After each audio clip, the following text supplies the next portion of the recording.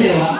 Unaenda kutengeneza, unaenda kuwa mzeituni wa samani. Piga makofi mengi jamani kwa baba mzee wa Yesu.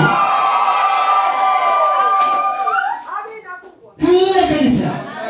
Kwa sababu utakapotengenezwa kuwa mzeituni wa samani, baraka zote zitakuja juu ya maisha yako.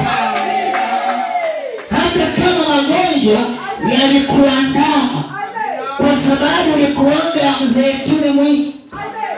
Na sababu kubwa ya wewe kuwa mzeituni mwingi ni kuabudu miungu ya kwenu, kuabudu mizimu. Watu walikuwa ni mahodari kuabudu mizimu. Hata sasa ninavyoongea na wewe, wengine ni Wakristo, wako makanisani, lakini bado wanaabudu mashetani, bado wanaabudu miungu, bado wanaabudu mizimu ya kwao. Ndio maana ukageuka kuwa mzeituni mwingi. Leo kwa ufunuo huu aliyefunuliwa nabii wa kimataifa baba mzee wa Yesu, unaenda kutengenezwa wewe ukawe mzeituni mzuri, ukawe mzeituni wenye samani, ili upate kumiliki baraka yako, ili upate kumiliki mafanikio yako, ili upate kumiliki afya yako. Watu wengi walishindwa kumiliki baraka zao, walishindwa kumiliki mafanikio yao kwa sababu ya kuabudu miungu, kwa sababu ya kuabudu mizimu ya ukoo wao. Haleluya.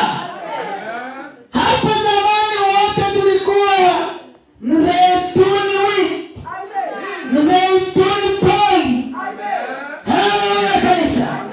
Ndio maana magonjwa yakukuachia, ndio maana shida haijakuachia.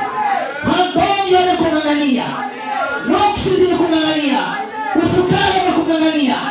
Unajua kwa sababu gani ufukara umekung'ang'ania? Wewe ni mzeituni mwingi, wewe ni mzeituni poli. Ndio maana magonjwa yalikuwa yakuachia.